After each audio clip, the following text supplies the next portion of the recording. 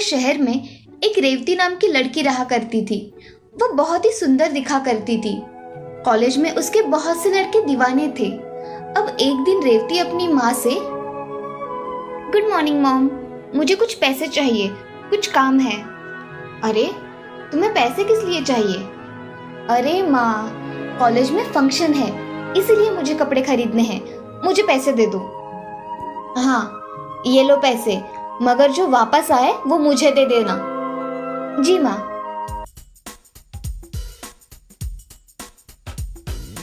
रेवती ऐसा कहकर वहां से पैसे लेकर चली जाती है और दुकान से ड्रेस लेकर बाकी के पैसों से अपना मेकअप का सामान खरीद लेती है।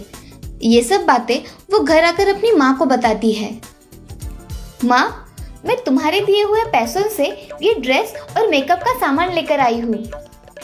अरे अभी तो तुम महीने पहले सामान लेकर आई थी और अभी और लेकर आई हो। ऐसा करोगी तो हमें चंदन लग जाएगा। अरे माँ, कुछ चंदन नहीं लगता। तुम्हें पता है तुम्हारी बेटी कितनी खूबसूरत है? सारे कॉलेज के लड़के मरते हैं इस चेहरे पर। क्या अनाप शनाप बक रही हो, पता भी है।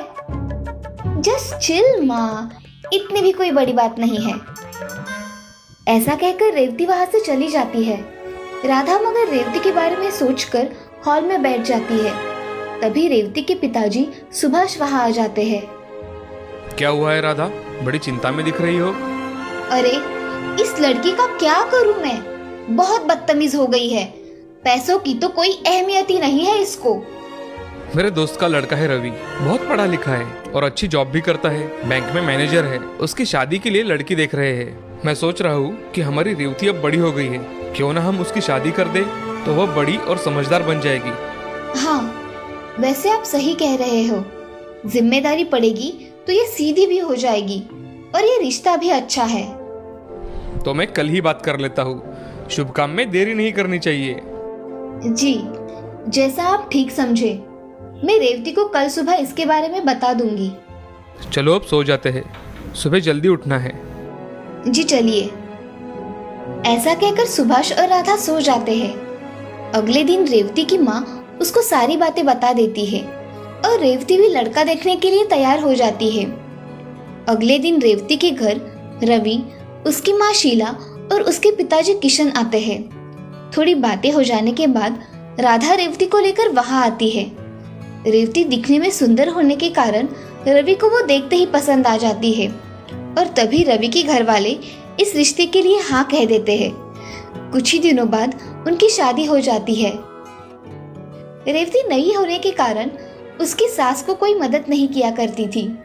उसकी सास एक दिन, अरे ओ बहू, जरा चाय बनाओ हम सबके लिए, आज तुम्हारे हाथ की चाय पियेंगे। माँ जी, मुझे चाय नहीं बनानी आती। क्या तुम्हें चाय भी बनानी नहीं आती? नहीं माँ जी। खाना तो आता है ना? नहीं माँ जी, मैंने आज तक कुछ भी बनाया नहीं है। क्या कह रही हो? अब थोड़ा थोड़ा सीख लो, अब के बाद तुम्हें ही यह गृहस्थी संभालनी है।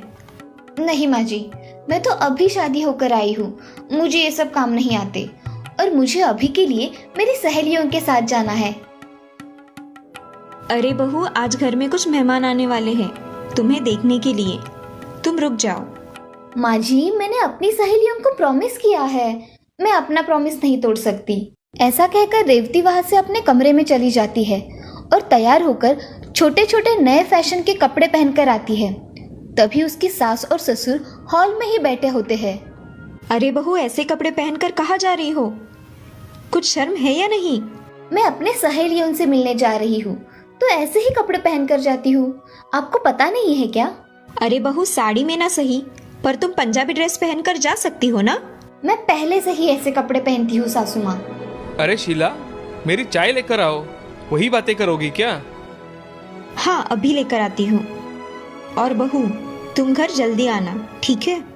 ये सास भी ना बहुत रोक टोक लगाती रहती है। जाने दो, मैं तो मेरे फ्रेंड से मिलने जा रही हूँ। ये लीजिए आपकी चाय। और आपने तो बहू को कुछ भी नहीं कहा ऐसे कपड़े पहनने पर। बेशर्मी की भी कोई हद होती है। जाने दो धीरे धीरे इस घर के सारे तौर तरीके सीख जाएगी हमारी बहू। मुझे तो नहीं लगता यहाँ तो चाय बनानी भी नहीं आती, तौर तरीके तो दूर की बात है। ऐसा कहकर शीला अपना काम करने किचन में चली जाती है। ऐसे ही कुछ दिन बीत जाते हैं। तभी घर पर रेवती की कुछ सहेलियां आ जाती है। हाय रेऊ, कैसी हो? और ये काम वाली रखी है क्या तुमने?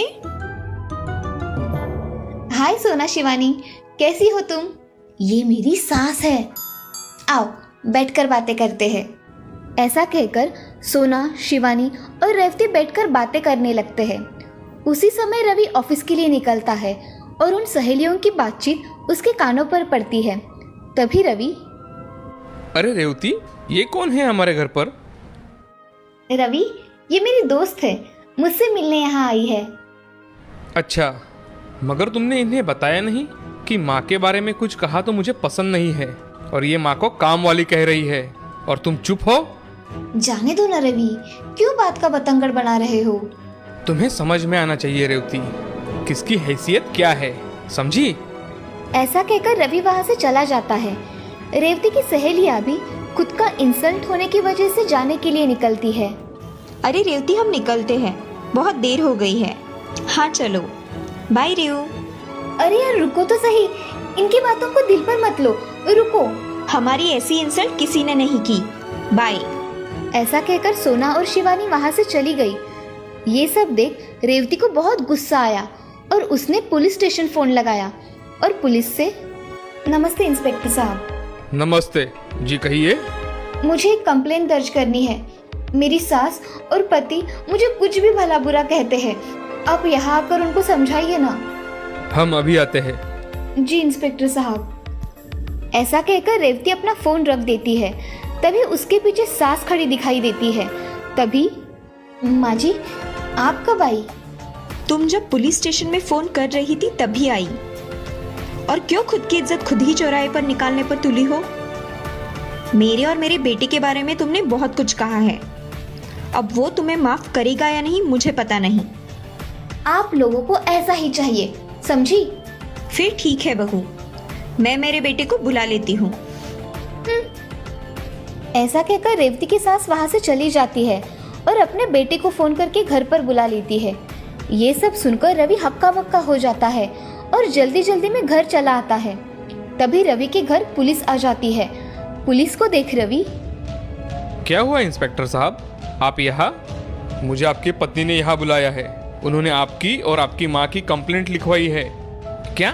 मगर ऐसा कुछ भी नहीं हुआ है इंस्पेक्टर साहब। ऐसी कंप्लेंट लिखवाई है आपकी बीवी ने। रेवती, तुमने कंप्लेंट लिखवाई है? क्या हुआ क्या है तुम्हें? मैंने सही किया है। इंस्पेक्टर साहब इन्हें लेकर जाओ या इन्हें समझा दो। इन्हें किसी से बात करने की तमीज नहीं है। उसका ये बर्ताव देख रवि और शीला को बहुत बुरा लगता है। पुलिस रवि को बहुत खरी खोटी सुनाकर वहां से चली जाती है। तभी रवि और शीला अपने कमरे में चले जाते हैं। कोई किसी से कुछ बात नहीं करता। तभी रेवती बोलती है, अच्छा हुआ, इनको ऐसा ही सबक मिलना चाहिए था। अब आया ऊंट पहाड़ के नीचे। ऐसा कहकर रेवती दूसरे दिन अपने मायके निकल जाती है। सारी घड़ी घटना रेवती की सास पहले ही उसके माँ को बता देती है और रेवती के घर आने के बाद रेवती की माँ उससे, रेवती तुझे समझ में आ रहा है तूने क्या किया है? बसा बसाया घर उजाड़ दिया है तूने। वो मुझसे बातें ही ऐसे करते थे, इसीलिए मैंने ऐसा किया और मैं वहां नहीं जाने वाली। मेरे घर में तुम्हारे लिए कोई जगह नहीं है। कल को अगर हम तुझे कुछ कह दे तो तू हमें जेल भेज देगी, इसीलिए तुम मेरे घर में नहीं रह सकती। मैं कहाँ जाऊंगी माँ? कहीं भी जाओ। तुमने जो किया है वो बहुत बुरा किया है। अब तुम उनकी माफी मांगो और तुम्हारे अपने घर जाओ, समझी? ऐसा कहकर राधा घर में चली जाती है और रेवती को अपनी गलती का एहसास होता है। वो मन ही मन, मैंने अपने घर वालों के साथ बहुत बुरा बर्ताव किया है, मुझे उनसे माफी मांगनी पड़ेगी। क्या पता मुझे माफ कर दे तो। ऐसा मन में सोचकर रेवती उसके घर चली जाती है। तभी उसकी सास, अब क्या रह गया है बहू?